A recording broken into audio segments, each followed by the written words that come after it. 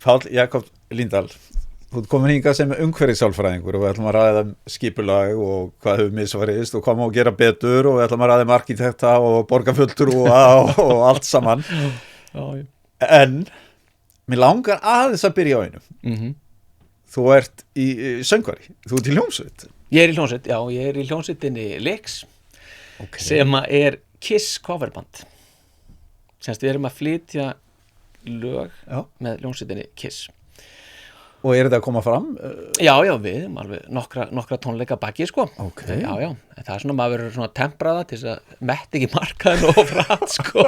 En það eru margir Kiss aðdáendur á Íslandi. Já, veistu að þeir leynast nefnilega í öllum skúmaskotum. Já, ég hélt lengi vel að ég væri cirka bát svona eini. Já.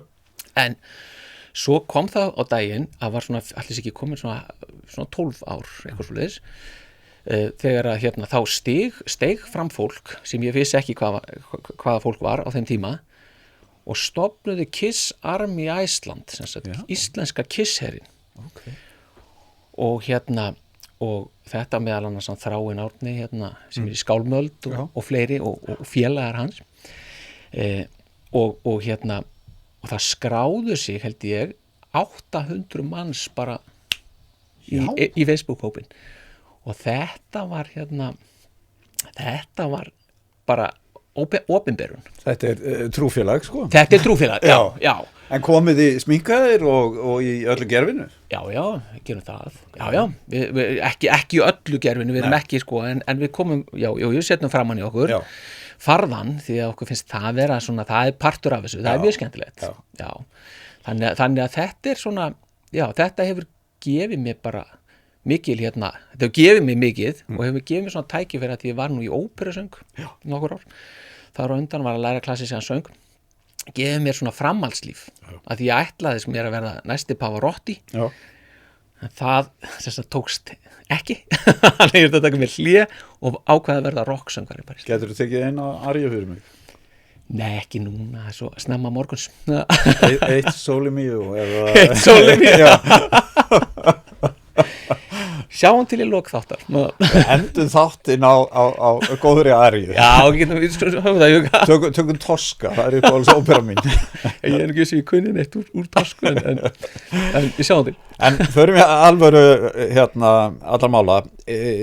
Sko, hér erum við stödd í Klakinn Studio sem er niðri í miðbæ og þú mátt búast að heyra einhverjar sprengingar því að hér er verið að sprengja fyrir húsi sem að er mjög umdeilt og einhvern veginn fær bara að rísa hennu upp á þess að nokkur hafa það að segja. Við ætlum aðeins að ræða það. Ég ætla að fara yfir kostendur mína, það er sjálfsögðu Jysk og það er mjög mikið úr Jysk og síðan erum við með A4.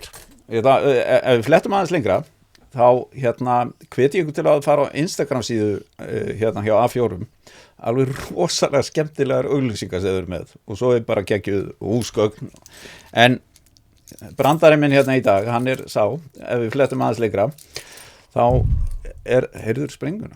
Já, hún fór ekki frá með þessi. Nei, flettum á TM vegna þess að ef þú ert með landsbankakort sem þú ert með sem ég er með hver einasta króna sem þú eyðir og þetta er allar þessar krónum sem þú er búin að eyða og taka í gennum kortið þú getur greitt inn á tryggingarnar þínar með þessu inn á TM að því að TM og Landsbankin eru bara sama unit í dag þannig að þetta er svona gróði í báðar áttir. Svo er Pellegrino og þú ert með Pellegrino í glasi og skál fyrir því. Skál fyrir því, takk. Nú ætlum ég að fara í orðinni sem að hafa fallið all hraustlega í gennum tíðina. Við erum að skapa umhverfi sem er fólki með andstætt. Skipulag og þróun byggðar yfirtekið af fjárhagslegum hagsmunum. Þú talar og saka borgina skeytingarleysi gagnvart fólki, þú talar þráhyggju í skipulagsmálum og þú talar árásin í umhverfið og svo er fyrirsögn með þér og Magnús Skúla ofbýður hvað Reykjavík orðin ljót. Ok, förum aðeins yfir þetta bara. Hvað hefur okkur mistekist svona hróttalega? Okkur hefur mistekist að því leitum til að við erum ekki að taka sálfræðilega þætti nægjanlega föstum tökum þegar við erum að skipuleggja og hanna umhverfi okkar. Og þegar ég er að tala um að taka föstum tökum og nægjanlega föstum tökum, þá er ég að tala um vísindalega nálgun, að við séum að taka þetta með vísindalegum hætti, að við séum að byggja á gagnreyndri þekkingu þegar við erum að vinna þessi verkefni sem við bara gangum götuna, við sjáum einhver hús og ég segi bara, ég finnst það ljótt eða ég tengi ekki við það. Er eitthvað að marka það? Að sjálfsögðu er að marka það. En tekið mark á því? Nei, það er síðan óvíst sko. Af því að það er gjarnan sagt þá að þetta sé bara tilfinning, þetta er bara smekkur. Þetta er einfalt og yfirborðskennt, mat á umhverfinu. Tilfellið er hins vegar það að þegar þú ert að leggja mat á þetta, þetta er mjög skilvirkur ferill, það þekkja það allir. Að baki því að þú kemst að þessari niðurstöðu er fjöldi allir að sálfræðilegum ferlum sem hafa þróast með manneskjunni eða manninum í gegnum milljónir ára. Og það er kannski það sem að gera það verkum að fólki finnst þetta að vera yfirborðskennt. Það er það hversu rosalega skilvirkt þetta er. Og þetta er bara hluti af því að komast af í sínu umhverfi og geta lagt mat á það hvaða umhverfi er líklegt til að stuðla mínu lífvanleika, hvaða umhverfi er líklegt til að stuðla því að ég komist af í baráttu minni við umhverfið. Ég geti komið ákomumyndum á legg og svo framvegis. En hvað er það sem að því að nú getum við talað um mig sem einstakling og þá er ekkert að marka það því að ég bara er einn með þessa skoðun en erum við öll sammála ákveðin element eða flest sammála? Já, það eru sko, við getum ekki alhæft sko á grunni í rauninni einstaklinga. Við getum haft mismunandi skoðanir á hlutum og ég segi oft, það er ekki allir sem fíla Kiss sem dæmi og það endurspeglar ákveðin mismun í smekk. Hins vegar er það þannig að þegar við förum að horfa á hóp fólks að þá er ótrúlega sterkir trendar í ákveðnar áttir, hvað við viljum og hvað við viljum ekki. Og þetta hefur verið sýnt með rannsóknum, ég hef sýnt það í rannsóknum sem ég hef verið að gera og svo framvegis við viljum til dæmis ekki umhverfi sem er of yfirþyrmandi, við viljum ekki umhverfi sem er of einsleitt, við viljum að það sé náttúra í kringum okkur og svo framvegis. Sko. Nú erum við í 120 ára gömlu húsi og mörgum finnst svona hús falleg, gömul timburhús. En við erum ekki að fara að byggja endalaust af gömlum timburhúsum og við hljótum að taka tímabil það sem að funkisstíll eða einhver annar stíll.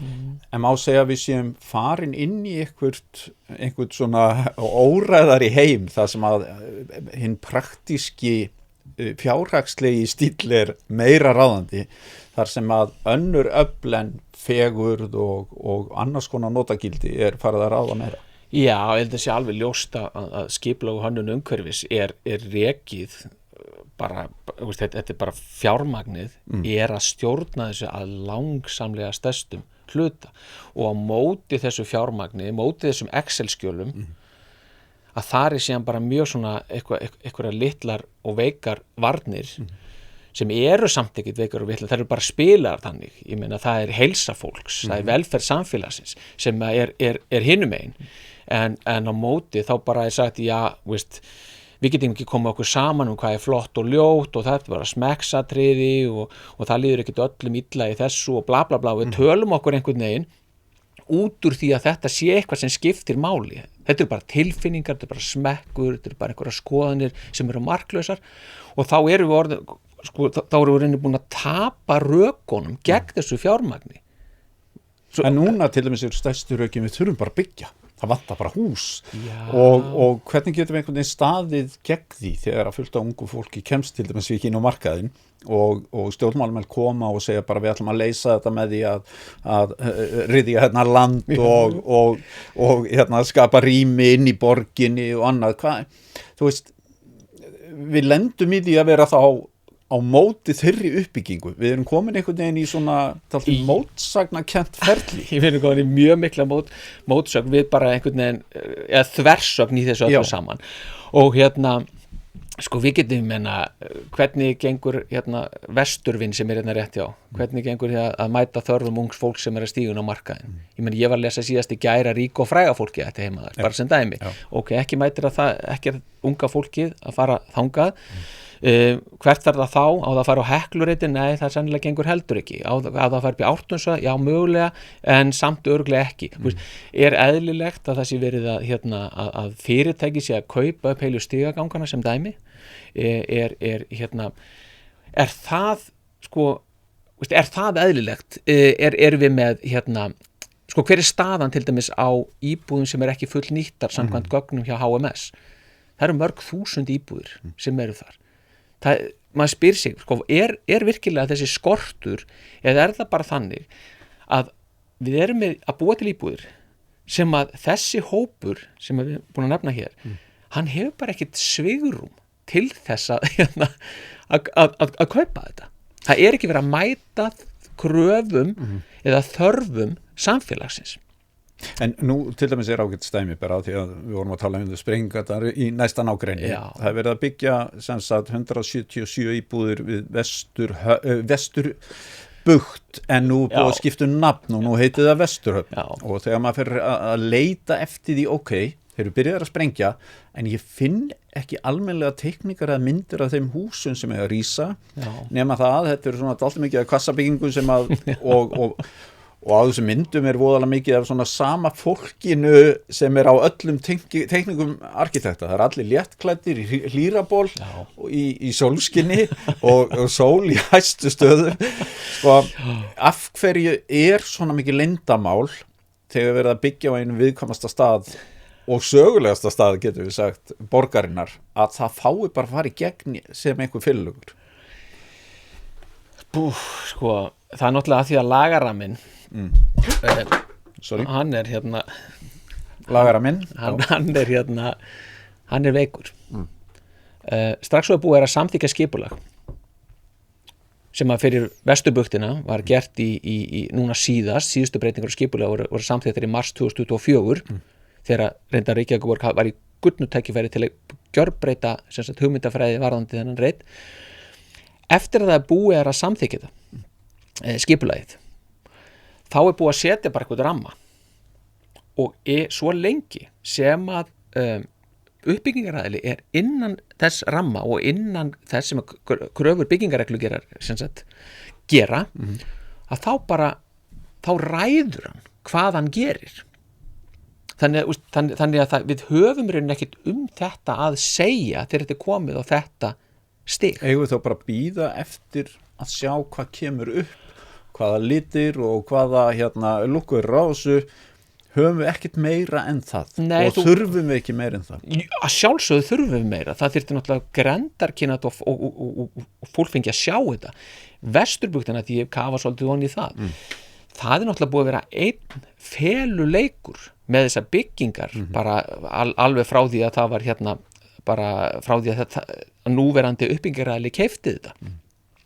Þarna í lok árs 24 hann hefur ekki viljað framvísa þeim undir þeim formerkjum að segja já þetta er ekki tilbúið teikningar sem að núna hafa verið samþykktar af byggingafulltrúa þær eru dagsettar 1. júlí 2025 þegar að umhverfis og skipulags á Reykjavíkur er að kalla eftir minni hlutin bókar það til að byrja með í það minnsta bókar eftir að fá skýrari myndir af byggingunum og útliti bygginga þá er það svona eitthvað eitthvað svona eitthvað humma fram að sér og það gerist í rauninni ekkert bara eiginlega fyrir en sko það er í október það er 22. október að þá eru lagðar inn svona þrívíddarteikningar, svona lítið hefti með þrívíddarteikningum af þessum húsum okkur útliti, sagt reyndar að útliti geti breyst, en það svona gefur ákveðna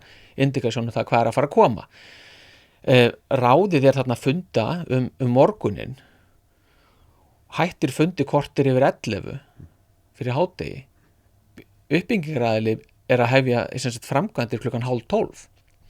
Þannig að það bara líða nákvæmlega 14 mínútur frá því að fundi lýkur þar sem að verið þetta heft lagt fram sem reyndar dagsett 30. september svona by the way, þannig að maður veltir fyrir sér hvar var þetta hefti frá 30. september til 22. október en þannig að þegar að fulltrúar ráðsins eru með þetta hefti undir hendinni og ætla nú að fara að rýna að þá bara verið að taka fyrstu skóflustunguna en í raunin þá var bara búið að ákveða að ráðið myndi samþykja þetta ráðið hefur ekkert það að segja þannig að þetta bara til í rauninni það bara því að þau báðu svo fallega það sko, skilur, þau hafa ekkert það umhverfis og skipulagsráð hefur ekkert það að segja hvernig byggingarna lít út það eru bara embættisfólk en ætlar að segja mig þá að það gæti risið þetta grænt gímald þetta svo andvaralaust í borgarkerfinu og sérstaklega með borgarfulltrúa að þeir hafa nákvæmlega get ekki tekið afstöðu til þess sem á að rísa á staðnum? Það fer eftir skilmálum deiliskipulagsins. Þannig að ég hugsa nú að þessi skilmálar þarna hefðu nú ekki leyft grænt gímald. Af því að það verið að hugsa íbúðir og allt það sko. Og það svona eitthvað að tala við höfnin og eitthvað svona mjög almennt. En ég meina tali við höfnina, hvað þýðir það? Og svo kemur bara þetta í þessu hefti sem frá 30. september, þessu kynningarhefti, þá verið að tala þetta tali svo vel við höfn og allt það eru bambusklæðningar.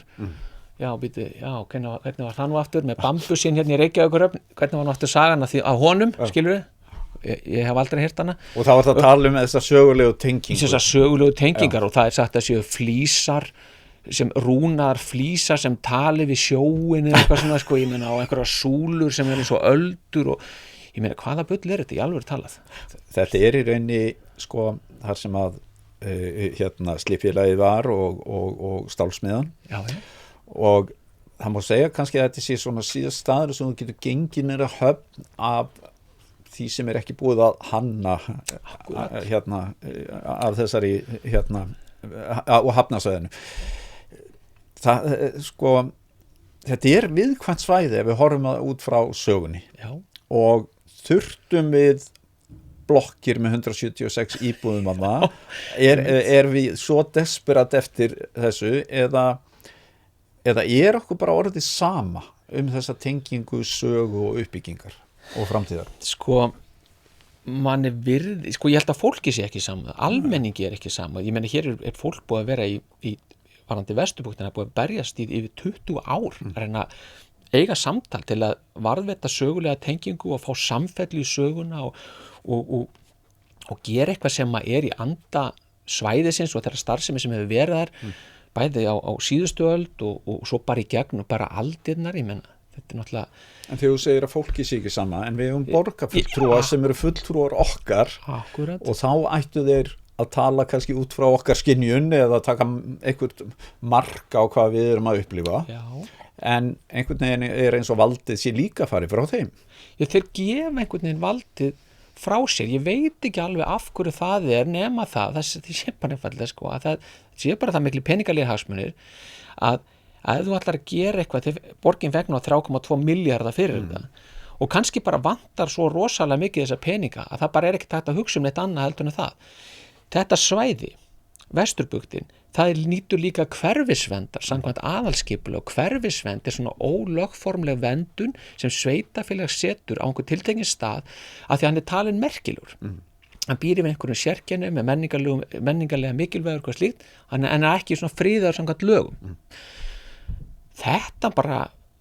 þetta virðist bara vera tákgrænt í þessu þegar skipulega gert þá langaði þá til að hverfisverndin færi yfir Vesturbuktina það var svona bara eitthvað svona það væri svo fallegt og skemmtilegt að það væri þannig en það hefur ekkert gildi þegar á reynir vegna þess eins og ég sagði áðan sko áður en núverandi uppbyggingaræðli kaupir Vesturbukt þá semst var Reykjavíkurborg búin að leysa til sín þetta svæði þannig að þeir voru með þeir voru með sko allt í sínum höndum þeir gáttu gert hvað sem þeir gáttu breytt áherslum og bara sagt við ætluðum að gera þetta svona við ætlum að byggja þetta þétt en við sjáum bara að við viljum gera þetta öðruvísi. En þarna eigaði tvo möguleika. Annar möguleikin einmitt að hugsa þetta upp á nýtt. Já. Og mögulega að þá fá þeir ekki þess að 3 milljarða eða selja þetta svona dýruverði og á móti kemur líka að þegar þú selur lóð dýruverði þá hækkar verð íbúðana. Það bara það er strax konar 20 milljónir á hverja íbúð. Akkurat.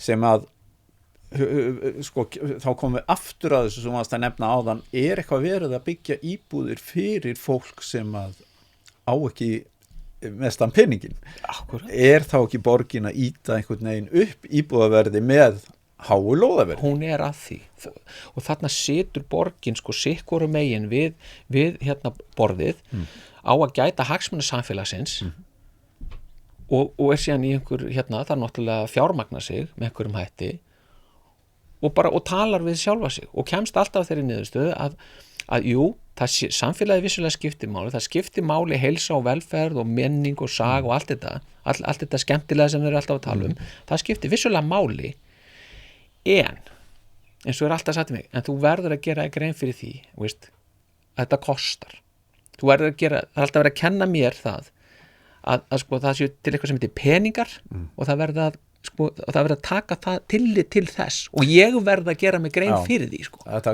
kallast gaslýsing í einhverjum bókum stundum, en sko að því að svo heyrum við líka að borgarfulltrúar tala mjög fjálglega að þá langar að gera góða borg, fallega borg meira að vísa í Kaupmannahöfn og einhverju stórborgir í kringum okkur og þá alltaf vera svo mannvænlegt og þá vera svo mikið birta og þarna koma þversagnir og mótsagnir af því að þau hafa greinilega þá ekki vald til þess að þessi hugmyndafræði þeirra eða þessi fegurð sem þau er að reyna að segja okkur að þau sé að vinna þau hafa það ekki á endanum þannig að þá verður þetta svo tilgangslust. Sko þau hafa það á skipulagsstiginu þá hafa þau valdið, það er að setja skilmála sem eru mjög þröngir og gera bara kröfu þetta.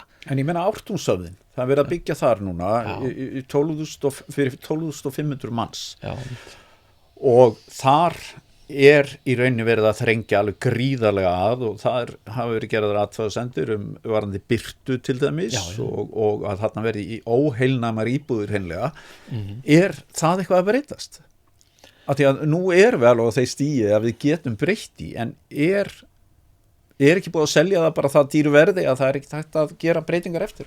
Jú, það er það sem er sko, að peningarnir eru það ráðandi og borgin hún vísar alltaf til skaðabótaskyldu að það sé möguleg skaðabótaskylda og hún getur orðið sko rífleg. En það var að því að þau gerði ekki kröfur í upphafi.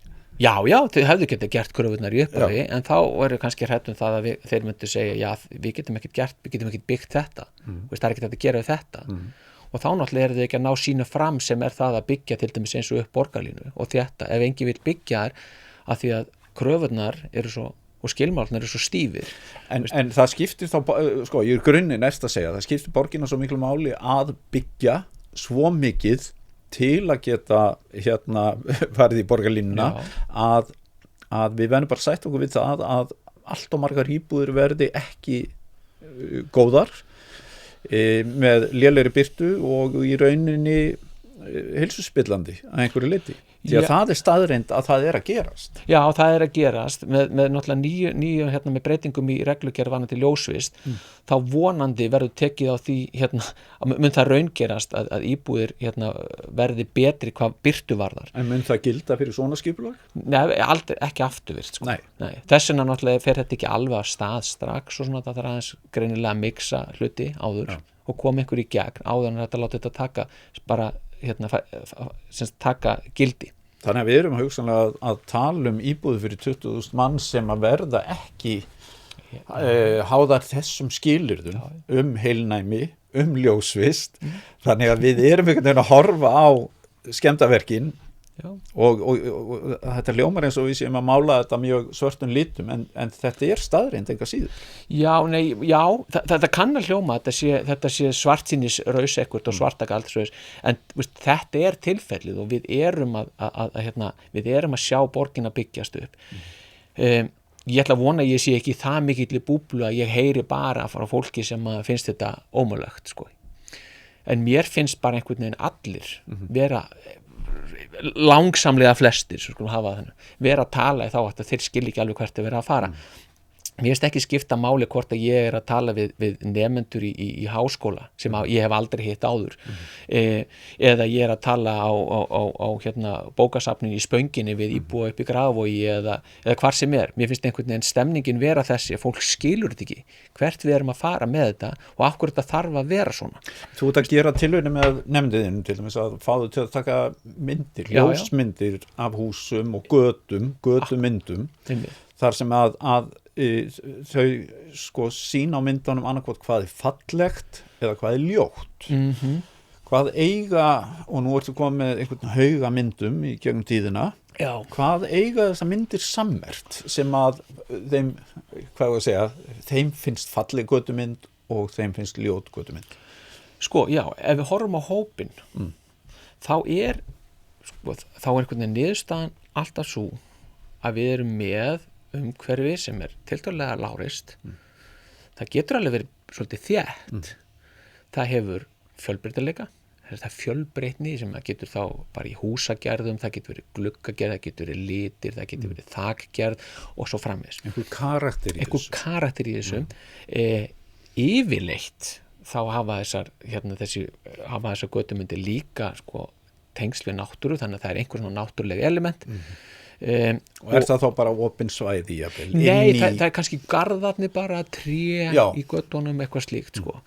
Og svo er sko söguleg tenging það skiptir máli og það er til dæmis einvít sem er rosalega lítið gert með það er mikilvægi sögu og það er svona söguleg samfella í uppbyggingunni en þetta er svona bara í mjög grófum dráttum það sem að þessar myndir hafa svona verið að sína hvað eitthvað og það er rétt að geta þess að nemendurnir þegar þeir eru í þessu verkefni þá er það gert þannig að sko við störtum námskeiði í háskólanum bara kringum 20. janúar og í fyrsta tíma og ég spyr alltaf nemendur hvað hafa margir heyrt orðið umhverfissálfræði og á kannski 20 manna hóp þá eru kannski 3 ok, hvað spáið þið mikið umhverfi? Það er kannski svona 1 til 2 sem er eitthvað svona spá í umhverfi aðrir eru bara svona eru bara í umhverfinu þannig að sko, það er ekki svona fólk sem búið ígrunda sérstaklega mikið þetta samspil og strax í fyrsta tíma þá legg ég fyrir þetta verkefni sem er einfallega bara farðið út hvert og eitt ykkar finnið ykkur götu sem ykkur finnst flott götu sem ykkur finnst allt í lagi og götu sem ykkur finnst ljót og þetta er bara þið getur bara farið hvert sem er það er engar aðra reglur nema það að myndirnar eiga að vera landskeip ok og niðurstaðan er einhvern veginn að sko ljótumyndin, hvernig eru þær? Er það kalt umhverfi? Það er kalt það er hart það er lífvana litlaust, einsleitt og svona yfirþyrmandi oftast nær. Ertu að lýsa Hafnatorgið eða? Hafnatorgið er kannski Lindagatan í Reykjavík. Þar lýsir fólk, mér fannst það svo stórkostlegt sko, í fyrsta skipti sem ég sá það í ritgerð hjá nemanda að við vinnum síðan áfram með þessar götur þess vegna lýsti því ég fæ köfnunartilfinningu þegar ég labba að Lindagötuna og mér finnst það svo magnað og þetta hafa aðrir nemendur og ég get líka látið þess geta að ég spyr alltaf nemendur þekkið þið nemendur sem hafa lært umhverfissálfræði árun og áður einhverju og yfirleitt er það ekkert samnett þannig kannski einhver einn sem hefur heyrt af því að þetta getur verið áhugavert þannig að þetta er ekki að berast á milli manna eða milli nemenda en það var fleiri nemendur lýst þessu, þetta sé bara kafna, þetta er bara svona eins og að vera sett bara póki yfir hausinn sko. En við þekkjum það líka sko að ég held að þetta nefnilega snúist ekki að einhver segir eitthvað sé fallegt eða ljótt. Það getur vel verið að haldið því fram af því að pólitíkin segir þér að gera að þú veit samfélkingamanneskja og þá stiður bara allt sem hefur gert eða þú veit hægri maður og það mótið, það búið að setja okkur í einhver svoleiðis flokka.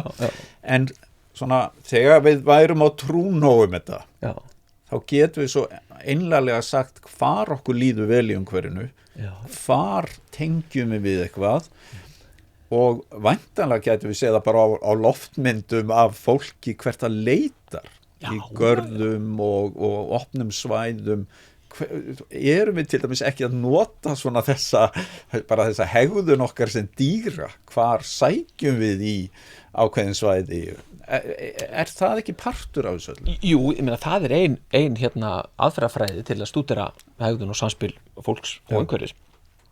Hegðun fólks í umhverfinu og samspil þess við umhverfið. Að það er að gera svona áhorfskannanir og bara nótera niður, hvar stopp til dæmis var ég með verkefni, það án reyndar í tengslu við svona í samstarfi við Reykjavíkurborg fyrir nokkrum árum, að þá vorum við með Laugaveginn, hvar fólk væri að stoppa á Laugavegi, hvar staldrar við á Laugavegi og hvað ert að gera.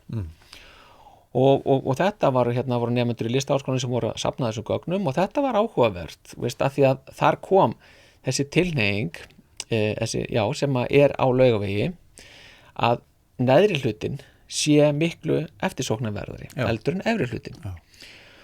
Og ég man bara þegar var verið að kynna þetta fyrir mig, þegar Kristín Þorleifsdóttir sem er landslagsarkitekt og hún er búin að vara að stúdera umhverfissálfræði aðeins á undan mér, hún var að benda mér á þetta bara þegar ég var alveg í byrjun míns ferils í umhverfissálfræði. Og þetta, þá var hún að benda að hennar niðurstöður hefur svona verið sýnt fram á þetta og svo hef ég sýnt fram á þetta með öðrum rannsóknum og svo hafa aðrir nemendur og mér óviðkomandi hafa líka samt að punkturinn, þar sem að Skólavörðustígur og Laugavegur mætast sem dæmi, þetta er bara aðal punkturinn á Laugavegi. Og er það af því að það er hægt að horfa til allar átta, það er birta, það er húsagerð, hvaða þættir eru þetta? Svo er það nefnilega, það er svo athyglisvert og það er kannski minna vitað það nákvæmlega, af því að þú ert bara að horfa á fólk, þú ert ekki að spyrja þau.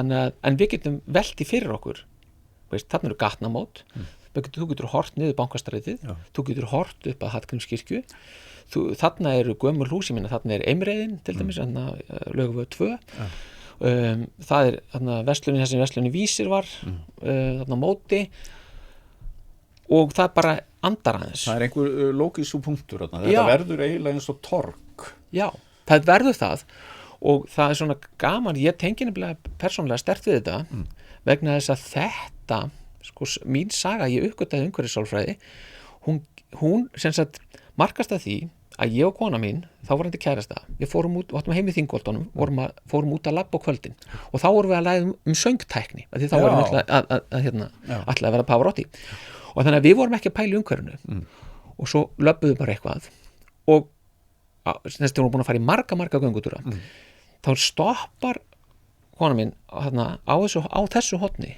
og segir, hefurðu tekið eftir því að við endum alltaf hérna. Já, eins og þetta sé ykkur svona lokastaður. Já, eins og þetta sé ykkur lokastaður og ég fór og við fórum í framhaldinu, þá fórum við bara markvisst að labbi alveg í öfuga átt. Já. Bara, semst, í andstæða átt við þennan punkt. Fórum að tala um söngtækni, glemdum okkur og leituðu aftur. Já, og þarna var það sem ég hugsaði, það er eitthvað þarna. En ef þú myndir nota til dæmis þessar upplýsingar og við einhvern veginn sæjum að þarna leitaði fólk og núna er verið að gera þessi svæði meira svona göngusvæðum og dragur umferð að þetta væri mjög æskilegu punktur að gera bara að einhvers konar torgi. Absolutt. Og þarna ertu kannski mögulega búin að sanna það með einhverjum hætti, þetta er staður sem fólki myndir líða vel á. Já.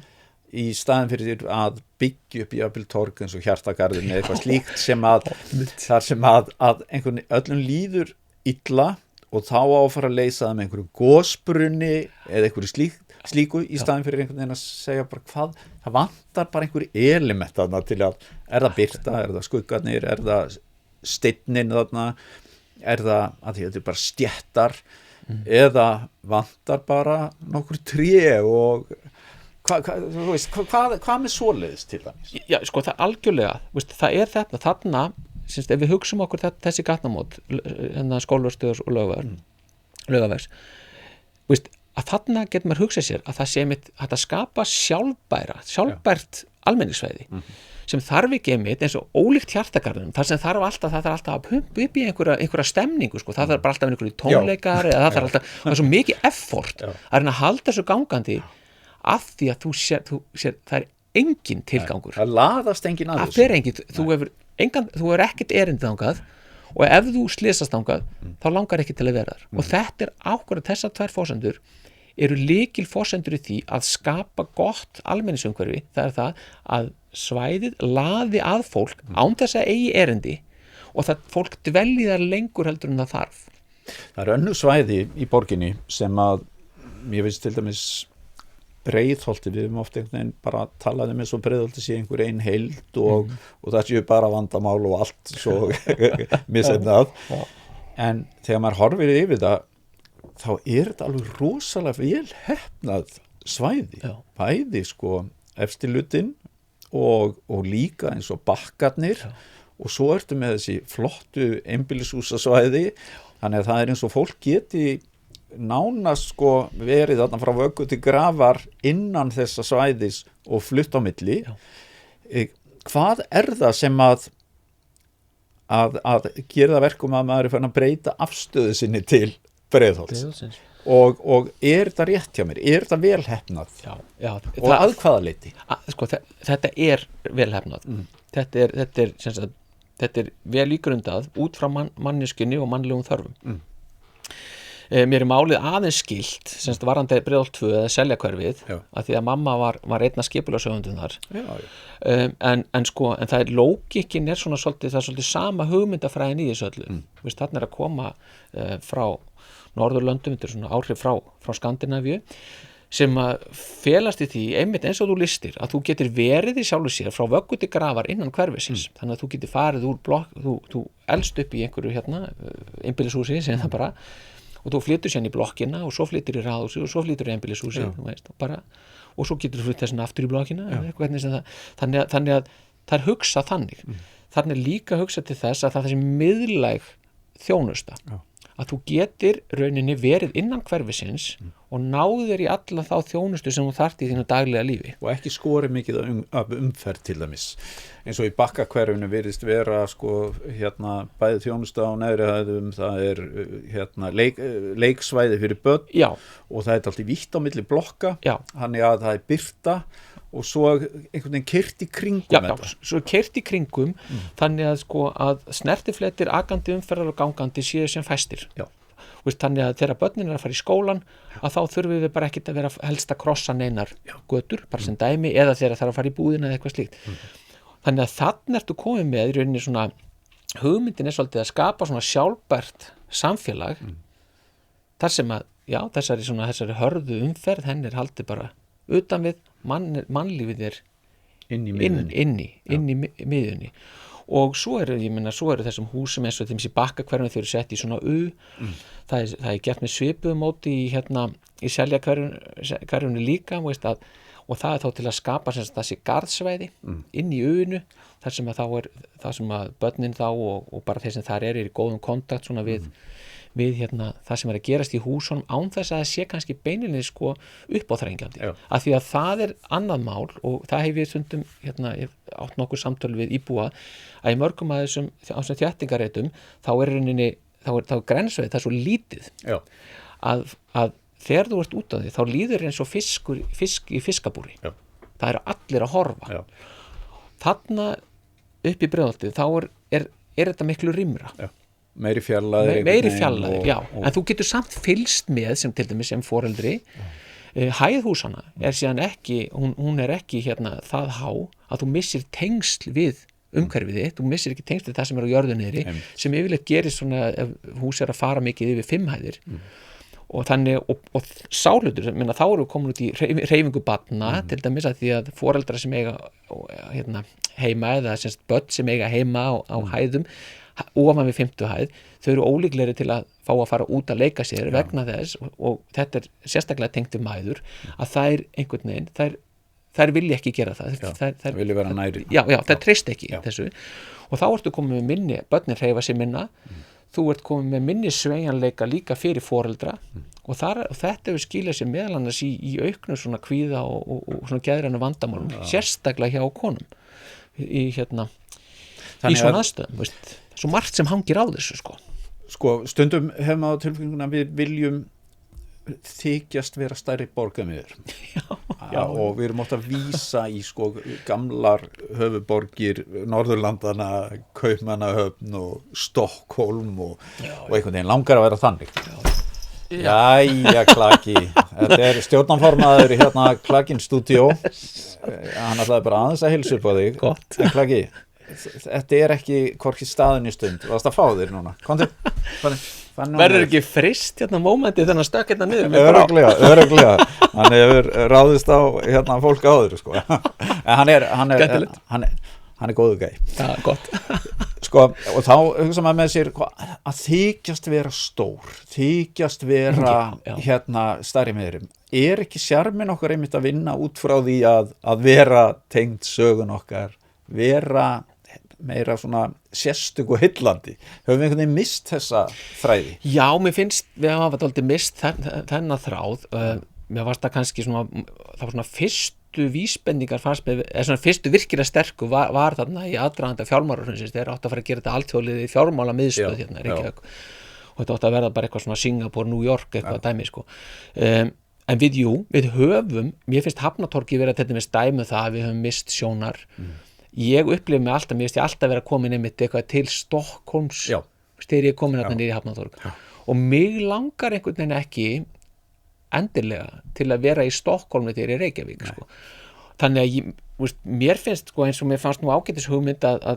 klára þessa hörpu úr því að það var lagt í það en þá átti mínum huga, þá átti kontrasturinn að vera að við myndum halda áfram með byggðin í Kvosinni og svo væri bara þetta stóra monument þarna og fengi svolítið andrými og frið og við myndum halda okkur bara við okkar menningu, okkar sögu, okkar skala okkar áherslur ég meina við erum hérna með Reykjavíkurhöfn, hún á sér langa sögu það er alls konar hús sem hafa staðið þarna við hefum getað leitað í þá sögu við hefum getað endurbyggt eða byggt eitthvað sem væri inspírerað af því sem var þar alls konar hlutir ég meina það er að vera leika sér þessana með kólakarannan eða eitthvað, bara eitthvað slíkt þannig mér hefði fundist það miklu vænlegri leið og ef við horfum til dæmis bara á hvert sækir fólk til dæmis bara á menningarnótt ég sá nú mynd, það var nú ágætt kona hérna, ég man nú ekki alveg hvað það var en hún er ágætt sem að birti mynd á menninga þar sem hún stendur þarna upp á Arnarhóli við Hverfisgötuna og tekur mynd sem sagt niður og þá sést svo greinilega hvar fólkið það var allt vinstra megin á myndin sem sagt Hafnarstræti og þar og ekki valla nokkur manneskja inn á Hafnartorginu þessi Reykjavíkurborg hefur brugðist og það fannst mér vera svolítið áhugavert að yfirmaður umhverfis- og skipulagssvið sagði einhvern tíma þegar hann var spurð ég held að Vala Matta að vera að ræða í Íslandi í dag Ólafur Örvas þá Ólafur Örvas, já. Og var að ræða þetta hvort að þetta Hafnatorg væri ekki svona einhvern veginn svolítið misluka af því það væri ekki að draga sér mannlíf og þá var það einhvern veginn Hafnatorg áttaldra að draga sér mannlíf nei, þetta átti bara að vera svona gegnumflæðis og þetta var alveg svona var það Er þetta ekki bara eftiráskýring þetta viltu allt ræja þessi mannlíf sem er mannkýrt í miðborg ég meina þetta er bara fullkomin eftiráskýring fyrir mína parta og það eru stúdíur, það er bara nýlega stúdía sem var gerð hérna á nemandi upp á Landbúnaðarháskólanum með Hvanneyri sem var að skoða Hafnatorgi með til ljósvistar og eitt af því sem hún gerði það var það að skoða umferð gangandi fólks þarna aðalgötuna því ég man ekki eins og hvað þetta heitir þessi gata Hafnatorgi og þú komst að því að það fólk stoppar ekki það gengur frekar rösklega í gegnum þessa götu og stoppar ekki þannig að af 530 mann sem hún skráði þá voru bara ég man ekki hvort það voru 5 eða eitthvað sem að stoppa hefðu við ekki getað séð þetta fyrir að sjálfsögðu og þá sko, við tölum oft Guðjón Samúelsson, húsameistari ríkisins, sem að á mjög mikið hérna og okkur þykir vænt held í flesta byggingarnar sem hann teiknaði. En hann bara ábyrgð sem einstaklingur og fekk svona nafn á þetta og við gætum alveg hatast út í hann ef þetta hefði verið mjög misefnað eða svona meir og minna tölum hana virðingu. Sko, nú finnst manni eins og enginn beri ábyrgð á neinu. Nei. Og þetta bara svona rótist til og þessu sé skutlað upp og svo bara verktakakent sem annarkot farin á hausinn eða byrjaður að byggja upp einhvers staðar annars staðar. Þannig að það stendur engin með neinu nema allir séu ofsalega ánægðir, þá vilja allir eiga hluti í því. Hvað þetta ábyrgðarleysi á öllu, til dæmis arkitektar, ég heyri svo lítið í arkitektum þessar umræðu. Hvers vegna það? Eftir því sem ég best veit og hef skilið að ég hef svona verið að spyrja, þá eru bara arkitektar hræddir sitt lífsviðurværi. En hver er ógnin við þá? Er það verktakarnir? Er það borgarfulltrúar? Ekki við borgararnir, við viljum fá þeirra sjónarmið væntanlega. Ég held að séu þeirra verkkaupar sem eru verktakarnir. Já, ég meina mér skilst það. En þá erum við að segja í rauninni að verktakarnir eru búin að ákveða fyrirfram hvernig þeir vilja hafa það. Já, en ef þú talar við þá segir það ekki, vegna þess að þeir segja nei, það er borgin sem ræður þessu. Þannig að, þannig að við erum komið 3 ábyrgðar aðila sem er borgin, arkitektar, verktakar og þetta fyrir hring og ábyrgðin bara fyrir hring. Já, og svo fer maður í borgin og þá segja, já, nei, eins og þeim í Vesturbútin, ég meina þeir með teikna það sem þeir vilja. Skilur innan rammans. Þeir með alveg setja reist þök. Þeir þurfa ekki að byggja flött þök og eitthvað. Þeir þurfa ekki að byggja svona. Ok, en hvaða skoðun hafa arkitektar á þeirri byggingu til dæmis? Já, þá kemur þá eru arkitektar líka þannig að það, ef þú ferð að teikna eitthvað svona í sem maður er að tala svona sögulega vísun, að þá er sagt, nei, við erum ekki að fara að teikna einhver replikuhús, þá er það kallað það. Eins og Selfossi, ég meina það er nú mjög mörgum arkitektum það þyrnir í augum að sjá það sem er gert þar. En finnst þeim vont að fólki virðist almennt líða vel í nýja miðbæ Árborgar og það virðist einhvern veginn kalla, það virðist vel heppnað út frá mannlegu sjónarmiði að minnstu kosti, félagslegu. Já, ég meina við erum allavega með það að það hefur orðið fréttaefni að fólk sé að sækja þarna. Mér finnst það nú vera svona ákveðið. Það segir eitthvað. Það segir eitthvað og að fólk sé að flykkjast, ég meina frá Reykjavík til Selfoss til þess að fá sér ís að því það er svo næs að vera þar. Þá hlýtur það náttúrulega vera að menn hafi hitt á eitthvað. Það er alveg ljóst.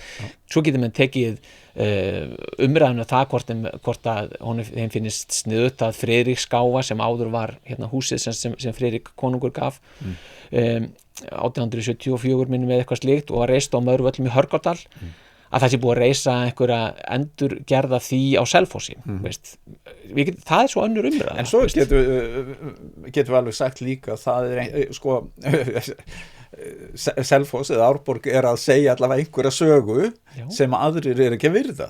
Ég meina Selfoss geti ákveðið að reisa stálsmiðuna sem að er engin vísun í eða neitt varðandi höfnina. Þeir geti ákveðið bara, fyrst að Reykjavík minnist ekki neins, þá skulum við gera. Þannig að eru þeir þá ekki bara að svona tribúta sögun okkar?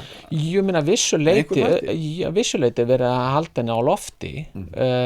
Ég meina alveg svo í Árbæðarsafni er verið að halda húsum ákveðnum, það verið að varðveita hús, þau eru ekki á sínum upprunalega stað. En ég segi allavega fyrir mig að tvennu illu innan gæsalappa, þá myndi ég nú frekar vilja sjá húsin upp í Árbæðarsafni heldur en hvergi, sko. Það væri bara ekki til. Akkurat. Þannig að þýleitinu til en hvort að þetta sé einhver skapandi hugsun eða eitthvað slíkt að teikna upp hús sem að hafa áður staðið og sérstbærinu bara endur teikna þau. Hvort að það sé skapandi kannski ekki, en meina skiptir það einhverju máli? Nei, ég meina, við erum sammála með það að það er allavega ekkert mjög skapandi að gerast þá í byggingarmálum á Íslandi. En við erum að sjá voðalega fína teikningar, til dæmis Keldnalandi og þegar maður horfir á teikningarnar af því þá er þetta bara eins og einn fallegu draumur og þá hugsaði ég líka sko, alltaf verið einhvern veginn að svindla okkur með þessum teikningum? Verið að láta okkur, sjáðu hvað þetta til dæmis fallegt hérna og þetta lítur út eins og torg sem að verður síðan aldrei notað en þetta lítur vel út á myndinni. Já, ég menn þú sér nú til þess að fólki situr hérna glatt í skugganum sko. Já, einmitt og í næðingi og ef við skoðum næstu mynd þá hérna sjáum við líka þetta er draumkennt og þarna fá svona árólækir að streyma nema þetta sé göngustígar, ég veit það ekki en er þetta bara eitthvað svona meiri átt að svindl? Manni finnst þess að þetta kom úr sömu smiðunni. Þessar renderuðu myndir eins og svona þær eru mjög ég hef gagnrýnt það mikið sko, hvernig það er gert þar leyfa menn sér að fara mjög frjálslega með staðrendir ég held, það var þessu á einhverju stíi þá var í hérna Kjarnalandinu þá var til dæmis búið að færa esjuna þannig að það var verið að sýna eitthvað sjónarhorn og svo sá maður hvort það var kerhólakamburinn sem var í baksýn en tilfellið er það að þegar þú stendur á þessum tiltekna stað og horfir þá er kerhólakamburinn bara alls ekkert í baksýn sko. Og ef hann yfirleitt bara sést sko, vegna þess að það kemur já, hann bara settur það sem að það kemur hérna hæðina sem að húsakverfið er og ég held að það skikja á sko, frá þessum punkti. Þannig að ESN er bara photoshoppið út? Já, hún er bara photoshoppið, hún er bara færið til og þetta er það sem er mjög oft gert og það er eins með skuggavarp og slíkt sko, að þar er mjög frjálslega að fara með nýlega myndir af göngu sem sagt endurgerðu Austurstræti milli Pósthússtrætis og Ingólfstorgs sem voru sýndar held ég í fyrra fyrir hann hitti fyrra þá var búið að gera það upp að gera göngusvæði þar var hérna sólinni bara dempt upp í 75 gráður sko. Ég meina sól sem fer aldrei yfir 49,5 gráður í Reykjavík. Ekki einu sinni að hæsta það? Nei, það er hæsti punktur sem að sólinn fer í Reykjavík bara á sumarsolstuna. Var hún í 75 gráðum hérna, og þar alveg var skuggavarpið af húsunum sunnan við Austurstræti það var náttúrulega bara hverfandi en þegar þú þarft ekki að fara á mapp.is til að sjá, þar er tekin mynd af náttúrulega bara loftmynda Reykjavík og þá sérðu bara og maður sér náttúrulega hvaðan sólinn skín af myndinni og af skuggunum að dæma og þá sér maður það að Austurstræti náttúrulega bara á kafi í skugga ég meina meiri hlut á dagsins sko. Hver á að venda okkur fyrir svona bulli? Yfirvöld. Ok, þannig að við erum komið þá á ábyrgð borgarinnar, þetta eru þá og að því að við höfum ekki aðgengi að embættismönnum borgarinnar sem að líka svara seint og illa og hefði gera það að þá eru það borgarfulltrúarnir þeir eru hins vegar alltaf að selja okkur einhverja hugmynd þeir eru annarkvæmt að selja okkur að þeir sem eru í minni hluta að þeir mun nú breyta þessu sem að maður einhvern veginn trúir ekki og það er ekki að því að þau séu svo slæm heldur bara það gerist aldrei og meiri hlutin sem að segja okkur að þau séu með svo mikla framtíða sína eftir 30 ár munum við fatta hvað þau eru ógeðslega klár. Sko við þurfum ekki að klippa á þetta bull. Já. Hvernig getur við það? Við verðum svo máttvana þessu. Já, sko, ef ég hefði nú svari við því þá væri ég nú bara búin að því sko, að klippa á en ég sko mín hafandi verið að svona aktíft í þessu já, ég menna þetta er eitthvað komið á annan áratug sem að maður er búin að vera að fást í það og ég er búin að tala við allan hringinn, búin að fara margar hringi að tala við að reyna að hafa áhrif á þetta í enda dagsins þá er það mín niðurstaða að sveitarfélögin það sé þar þau verðið að standa í lappirnar að því ég hef séð það. En þá er þetta að tala kjörnafulltrúa? Já, það er nefnilega þannig sko að ég hef verið og tekið þátt í verkefnum eins og á Djúpavogi þar sem að var lagt upp með mannlegar áherslur og því var fylgt eftir. Það var ekkert alltaf auðvelt en það var gert og það náðist árangur. Þetta snýst um það þannig að mann þurfa að standa í lappirnar og við verðum sko það er ábyrgðin sem kjörnir fulltrúar þeir hafa það því að vegna þess að það er þeirra að gæta við erum að gefa þeim völdin þau eru fulltrúar okkar en þau þora ofta ekki að axla ábyrgðin og þú finnir það bara eins og með þetta blessaða græna gímald sem allir eru búin að fá ógeð á En þú sást alveg hvernig sko ábyrgðin var hent yfir á þennan eða þennan og sumir voru í fæðingarólofi þannig að þeir gátu ekki hafa komið nálega, þú veist, þetta einhvern veginn, mann langar bara einhvern veginn í samtal við manneskjuna sem þó allavega útskýri fyrir okkur. Já. Að þetta muni verða í lagi, við séum bara í einhverju ferli. En ekki að tala niður til okkar eða segja við séum bara annarkot og vitlaus eða séum með bara ranga upplifun af... Já, ranga upplifun, séum ekki að upplifa þetta, séum ekki nógu gáðu til að fatta þetta. Já. Og alltaf verið að útskýra þetta fyrir mann einhvern veginn að tilfinning manns sé röng. Já. Það er ekki mjög vænlegt til árangurs.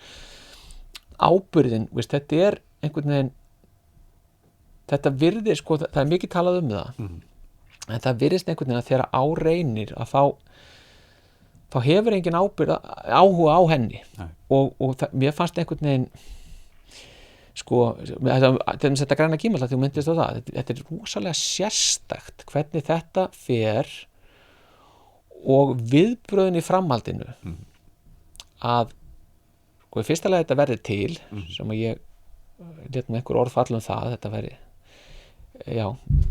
svona ég voru, kröftug orð man ekki alveg hvað ég sagði en veist, af því að þetta er svo yfirgengilegt og við erum komin á það stað veist, að páagaugar í íbúð sem að snýr sem sagt, er þarna í Árskógum 7 að þeir þagna því að þeir halda sér alltaf nótt það komið bara myrkur vegna byggingar bara komið myrkur þarna hvað gerir Reykjavíkurborg og það ætti nú að segja okkur eitthvað um það hvað áhrif það er á okkur sko. Veist, ok, en hvað gerir Reykjavíkurborg hún byrjar einhvern veginn að fyrst er allir eitthvað að reyna mól og opnir að reyna að skilja eitthvað, reyna að fatta þetta á eitthvað slíkt svo einhvern veginn hef ég allavega tengt við það og mér finnst einhvern veginn blasa við ég ætla ekki að fullyrða það sann að ég held að breytingar sem voru gerðar á skipulagsfulltrúi og byggingafulltrúi Reykjavík að þau embætti voru lögð niður og búin til sameiginlegu skipulags- og byggingafulltrúi ég held að það einhvern veginn og þá er ekki í rauninni menn að svona aðeins að kljást á faglegum forsendum, það er orðið einhvern einstreymis afgreiðslu á öllu. Já, það er bæði það að þá náttúrulega er veist, að því þeir eru náttúrulega veita hvora öðrum sannilega aðhald, en það er líka það að þá er engin til að sko að því að það er skipulagsfulltrúi, er þetta mistök skipulagsfulltrúa, er þetta mistök byggingafulltrúa? En hvað ef það er engin skipulagsfulltrúi og það er engin byggingafulltrúi? Heldur þið bara saman? Já. Við kannum alltaf þá að tala, það er búið að leggja embætti niður raunverulega þannig að það er ekki lengur neitt til að tala við og ég einhvern veginn eins og ég segi, þetta er kannski einhver samsæriskenning en mér finnst það einhvern veginn blasa við að þetta var ástæðan fyrir því það var engin ástæða til þess að vera að setja skipulags- og byggingamál á herðar eins fulltrúa en þessi brussulega bygging hún í rauninni sko var að mörgu leyti holl og með fullri vinningu fyrir sko íbúum sem að þurfa að þjást fyrir það að það er eins og þetta hafi komið sko við gátum öll sameinast að skilja skelfinguna og þarna fórum við kannski að tengja við önnur svæði í borginni þar sem að er svona pínlítið ráðist inn á þessi svæði með einhverjum áformum sem er ekki með tilliti kannski til íbúðana eða sögunar eða eitthvað slíkt heldur frá áforsendum verktakans. Mér hefur fundist líka að það sé hægt að plata okkur pínlítið í gegnum með svona eins og þetta hérna upp á Bræðraborgarstíg þar sem að brunin var mjög sorglegt og ég einhvern veginn að stakka upp á þetta er bara gert garður og minningar eða svona bauti til minningar fólki sem dóðana en þá kom einhver hugmyndafræði að byggja þarna voðalega fallegt hús fyrir einhverjar einstæðar konur sem að voru konar á einhvern aldur og samankvæmt einhverju hugmyndafræði borgin féll fyrir því og seldi lóðina og einhvern veginn var þetta gott til að vera satt og svo seldi viðkomandi aðili lóðina einhver annað og þá er þessi hugmyndafræði ekki lengur til staðar og við mögum búast við einhver öðru. Þannig að eftirfylgni borgarnir er engin. Þau bara selja að því einhver seldi þeim hugmynd en þá þarf enginn að standa við áformin og skila henni aftur inn til borgarnar. Nei.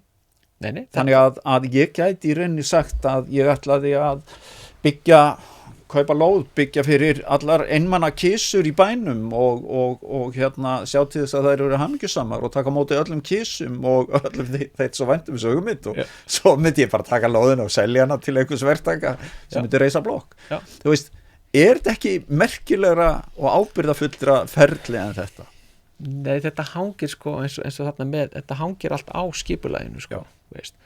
Og það nú kannski erfitt að setja sko það sem skipulag skilmála að það eigi að reisa íbúðir fyrir einstæðar konur sem eru 60 ára eldri. Þetta kannski orðið dálítið þröngur skipulag, þannig að menn kannski segja ok, við reisum upp íbúðir við reisum íbúðir segja. Og þá náttúrulega, þá máttu reisa íbúðir ef að þú átt þá áttu að gera það fyrir einstæðar konur 60 plus en ef að ég geri það þá ætla ég bara að gera það hæstbjóðanda sko. Og skipulagið það ræður ekkert við það, veist, það heldur. En þá segir maður af hverju þá bara vera að reyna höfða til einhverja svona tilfinninga fólks að þetta séu svo frábæri verktakar að þau hugsi alltaf út frá hjartanu en svo bara þegar að hólmenni komið eru þau búin að selja til hjartalaus verktaka. Þú veist, ég er bara að segja að þetta bara partur af blekkingunni að einhverju leyti. Þetta er blekking sem á sér stað. Ég er ekkert að segja hún sé endilega sko, þetta er ekki eitthvað sem að menn læna upp bara á reit 1 sko, en heldur þetta er bara eitthvað sem verður og þetta tekur breytingum, ég meina við erum græna gímaldið, það er bara dæmi það byrjar einhver bygging, svo er þessu breytt aftur og aftur skipulaginu og þetta eru kannski svona litlar breytingar, fólk er ekkert að fylgjast með þessu, það er ekki tækt það er erfitt að fylgjast með skipulagsmálum. Þú ert að vera inn á skipulagsgáttin og vera alltaf að tjekka. Ég hef sagt til fólk, þú eru bara að setja, þú ferð bara inn á Vísi og MBL og RÚV og eitthvað eða hvað þú gert að gera og svo bara skipulagsgátt.is. Þetta verður bara partur af morgunrúndinum. Alltaf að tjekka hvort það sé nokkuð að koma blokk við hliðina. Veist, eins lógískt og það kann að hljóma og maður velti við sig, veist, af hverju eiga líka íbúar að þurfa að vera bara á stöðu og varðbergi gagnvart því að þeirra nánasta umhverfi sé bara, þeir verið bara umbylt á einni nótt og þeir hafi ekkert það að segja.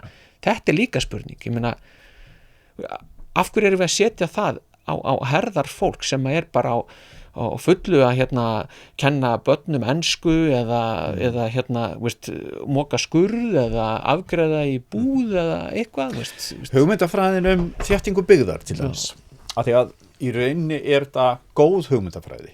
Hún er jákvæð á svo margan hátt.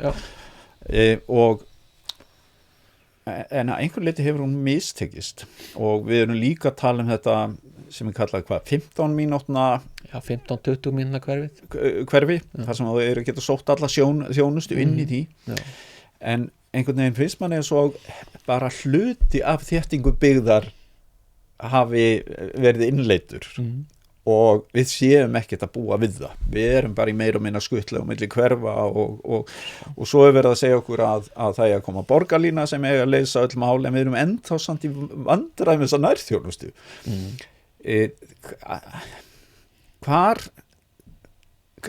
Hvernig getur það gengið upp að reyna að halda áfram að selja þér hugmynd sem er bara í bara fokki í dag.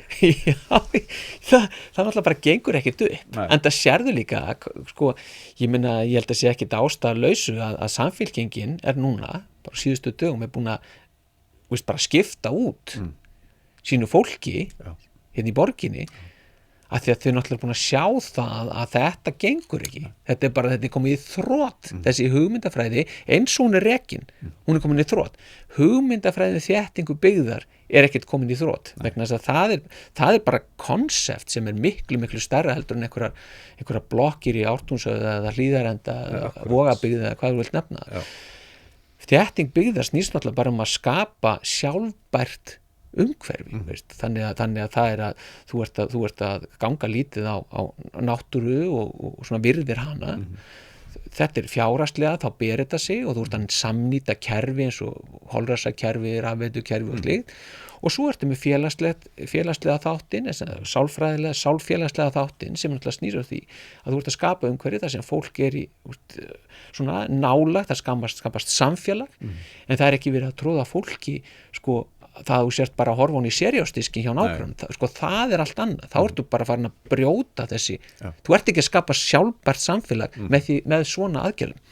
Þannig að þetta sko hugmyndafræðin góð, útfærslan hefur verið afarslög og menn átt að segja því og fólk átt að segja því að það komið í þrótt. Þetta síðan, þá fara menn að tengja í það við þessa borgarlínu sem að auðvitað, ég hef ekki heyrt nokkurn einasta mann tala móti því að hér með ekki efla almenni samgöngur, það eru allir sammála því og það sjá það allir sem eru hérna. En hvort við þurfum að byggja rándýra mörg 100 milljarða borgarlínu á næstu, ég man ekki hvert var tímafaktorinn komin, þetta orðið 20 ár eða eitthvað slíkt. Sko. Já, allir fyrsti áfangi, hann ekki 30? Hann til 31, sko. Og það bara svona vallafarið, ég meina, jú, það eru komnir hérna rampar upp eitthvað verið að gera. En það búið að hengja þetta líka við, sko, byggingarsvæði. Þannig að það verði að byggja hús, þar sem borgarlínan kemur og borgarlínan verður að fara það sem verið að byggja. Þannig að menn eiginlega, já, og þarna getur ekki einhvern veginn, þú hefur ekkert svigrúm innan þessa og þá hugsa maður með sér, sko, verið að keyra einhverja hugmyndafræði sem kannski annarkvæmt orðið úrelt eða það ekki vilji fyrir henni eða það komið svo mikil andstaða af því að það eru komnir einhverju hagsmuni sem fólk ekki að tengja við. Ég held þetta konsept sé marganátt byggt á svona frekar veikum grunni, tökum til dæmis þéttleiki, það nauðsynlegt til dæmis að allar stöðvar borgarlínunar hafi jafn mikinn þéttleika í kringum sig, alveg óháð því hvort þú ert við Kringluna eða þú ert upp í Háholt í Mosfellsbæ eða eitthvað sko. Maður svona það eru sömur kröfur á þessum tveimur stöðum, maður myndir að halda væri nú ekki hvað þarf marga hausa til að reka borgarlínuna, hvað þarf að vera mikill, hvað þurfa margir að nota hana. Ég var ekkert að spyrja þessu, ég fekk engin svör sko.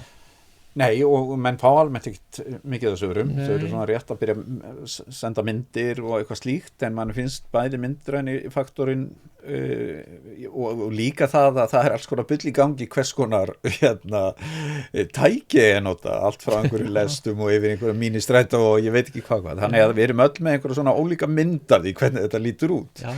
En þú nefndir það í einhverjum pistli sem þú varst með á Rás 1. Já. Þá talaður flugvallavegin og leiðina út í háskóla að þar væri nú bara auðvelt að búa til svona borgarlínu nánast, að það væri allt til staðar ef menn vildu bara að strætó fengi bara fría leið en lenti ekki umferð. Getur þú sagt mér aðeins hvernig?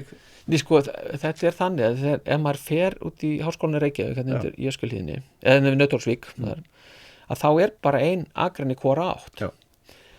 Þannig að ef þú ætlar að taka strætó sem að væri nú alveg full ástæða til marga, og margir örugglega bara nemendur myndu gjarnan vilja nýta sér að þá hann bara fastur ásamt öllum öðrum í sömu súpunni. Þannig hefur okkur við lóalæfið að gera akveg fyrir strætó sem bara færi einhvern hring og fram og tilbaka eða hvað það og þá verður búin að sanna bara borgarlínu konsepti með þess að líka. Já, ég meni, nú bara svona varpa eitt í fram að það verið sérakræn fyrir strætó út í HR.